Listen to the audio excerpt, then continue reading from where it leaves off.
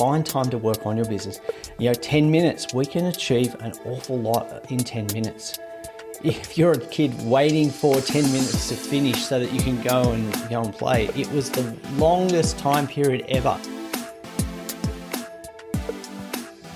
Welcome to the business behind your business. Conversations to help your business grow and thrive. Hi, I'm Paul Sweeney, founder of Pretium Solutions, chartered accountants and certified business advisors, hosting the business behind your business.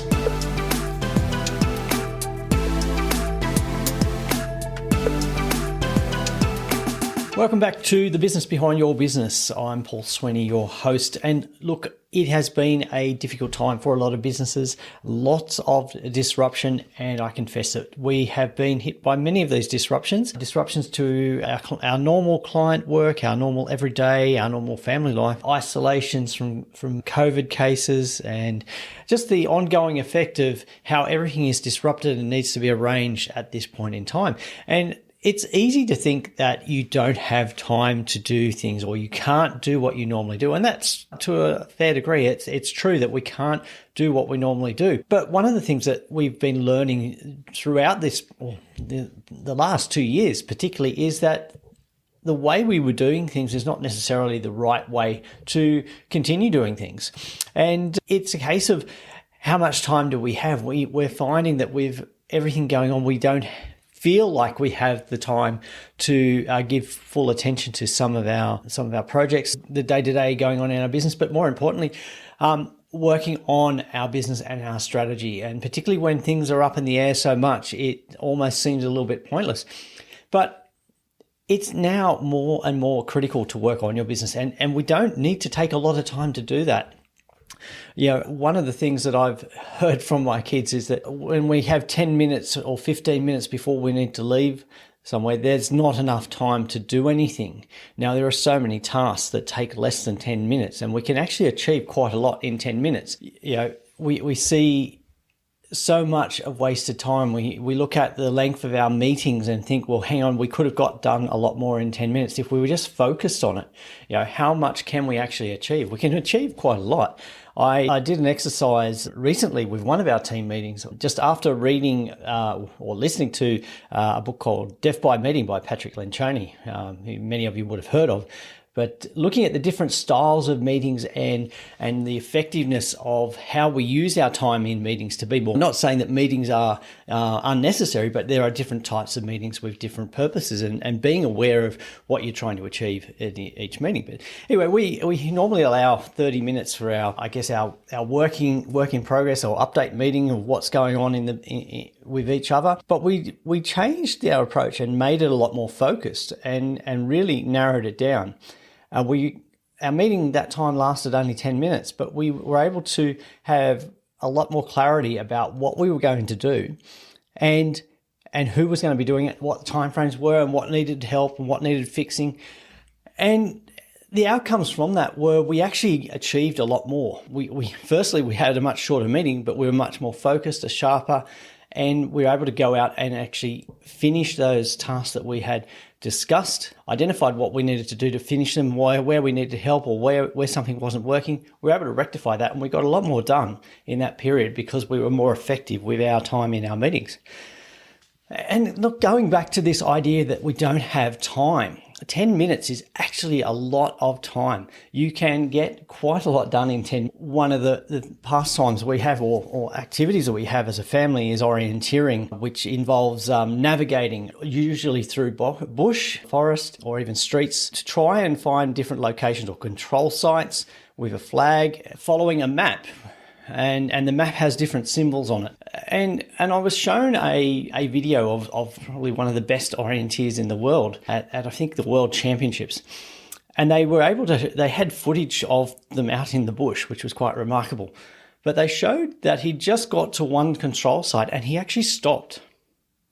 He stopped there and read his map and planned how he was going to get to the next control site, which in fact was, I think, over 1 or 2 kilometers away. So there was quite a bit of area that you could make some errors in and waste a lot of time. So he stopped and took a lot of time. And I think he took in that time 20 seconds to plan where he was going to go. And at the end of that that leg, or going from one point to the next, he was actually significantly faster. I think it was a number of minutes ahead of his competitors, and who didn't take the time to stop and plan. And he did. And we did this exercise where we were given like a random map. And in 10 seconds, we had to come up with as much detail on how we were going to get from the various control sites, what our plans would be in 10 seconds. And it's amazing what we can actually do. We are very capable of doing a lot of work in a very short space of time when we're focused on it. You know, Cal Newport, when he talks about deep work in his book, Deep Work Rules for Focus, Success in a Distracted World, the quote he says is, clarity about what matters provides clarity about what does not. And when we're very focused on what is important and what is essential, we don't spend the time doing the things that we don't need to do. We can actually achieve quite a lot, not just a lot in terms of volume, but a lot in terms of effectiveness. And we want to be effective. We're all pushed for time. We are all under a lot of pressures with where we spend our time and demands coming from family, from business, from clients, from team members, from our employees. So we need to spend our time effectively. So what can we do to work on our business in short periods of time? And in simple case, what are we going to do? What do we need to change in our business? It's very easy. How long does it take to drink a cup of coffee? Now, for some people, it takes a long time, for others, not so long. But let's say it takes 8 minutes or 10 minutes to drink a cup of coffee. While you're sitting down, if you have a piece of paper with you and a pen, write down, what are 3 things that you want to achieve with your business? What are 3 things that you want to do? And very quickly, once you've narrowed those 3 things down, you'll think, well, hang on, I need to increase my sales by another $100,000. So that means I need to find a way of selling more. So how am I going to do that? I'm probably going to need to talk to somebody about marketing. So I might put that as a next step. I need to talk to somebody about marketing. What are the different ways? Or firstly, before I actually decide what to market, I need to identify who are my profitable customers. So what am I going to do there? I'm going to have a look at my accounting records when I'm back in the office. I'm going to have a look at who buys the most from us. What type of customers are they? And then I'm going to have that conversation with the marketing people to say, how can I get more of those customers? Okay, but very simply, we can, if we narrow down our focus and say, what do we need to do to improve our business, to work on it, we can actually achieve quite a lot. So we need to take those times and use them wisely and use them well. Very often we get distracted. We've got so much distraction, social media, TV, they distract us. And when we do have 5 or 10 minutes, we tend to use that time or fill that time up with, engaging in scrolling through social media feeds and just entertaining. One of the things that I've learned from reading Getting Things Done by David Allen is to store a bunch of articles that I'm come across or things to read that will help. And when I do have those 5 and 10 minute times, actually, while I'm waiting, I have them stored, linked on my phone. Yes, I am using my phone to do this, but those articles are there for me to read. And most of those articles take between 2 and 5 minutes to read. So I can actually go through quite a bit of that reading that I want to do in those downtimes or in those times where I'm waiting for things to happen, that 5 minutes before the next thing happens. So it's about being organized. So it also means that when I'm scrolling through my feed of news and articles for the day, I don't actually read them there. I store them for when I'm going to have time to read them. So I'm not putting things down and starting something all the time. I'm not trying to stop the whole day. I'm trying to block my time so I'm more effective. So we've been distracted. We've had a lot of disruption here, and we've missed a few regular episodes of the Business Behind Your Business, but we're back on track. We're back in the office, and having spent some time myself reflecting on how we use our time and how we can be more effective, I've made some changes, and I've put them in place already. Some of the things I'm stopping doing, which when I've stopped doing them, I've actually not missed anything. So being more effective in how I choose to use my time and blocking my time so that I can be more effective with tasks, grouping like tasks. There are so many different ways we can become more effective. But use our time wisely.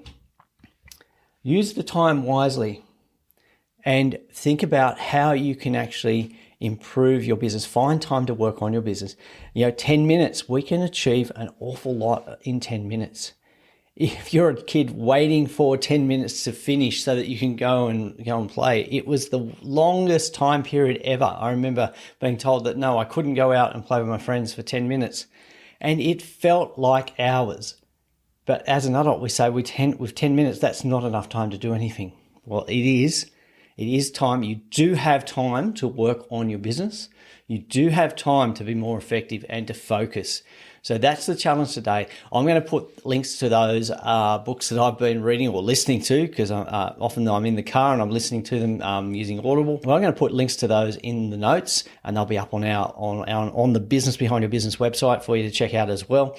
Have a look at them. Do yourself a favor and have a read of those books. But more importantly, next time you have 10 minutes, take out some time, use that time to work on your business, decide what you're going to do, okay? Because your business is so important to what you're doing. It's so important because it provides for your family, it provides the freedom to do the things that you want to do. So have a better business. Make sure that you invest in that, focus on what's important. I'm Paul Sweeney, looking forward to some upcoming episodes of The Business Behind Your Business. We've got some great guests lined up, and I'm really excited about who we've got coming on. Next episode is our 75th episode, and we're going to celebrate by focusing on something really important for small business owners in general. I'm really excited about our next guest, so keep an eye out in social media, and also make sure you don't miss it by making sure you follow us in your podcast player. Make sure you subscribe so that you don't miss that next episode and any future episodes of The Business Behind Your Business. Thanks for listening. Do you have a question you'd like our team of experts to answer? If you do, send your question to podcast@thebusinessbehindyourbusiness.com. To hear more from The Business Behind Your Business, don't forget to subscribe using your favourite podcast player, or you can visit the businessbehindyourbusiness.com website.